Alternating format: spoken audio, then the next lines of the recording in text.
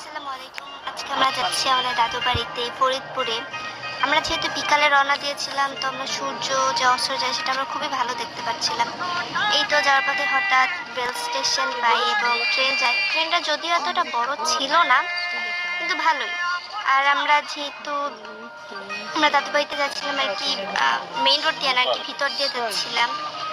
তো এই তো আমাদের রেল স্টেশন আমরা যাচ্ছিলাম।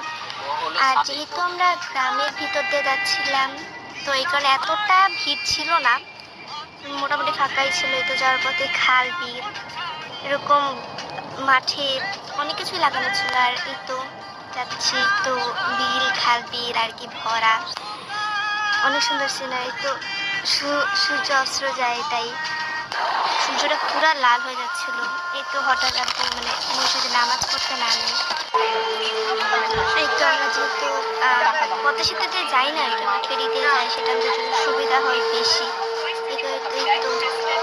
এই তো নদীর উপরে আর কি।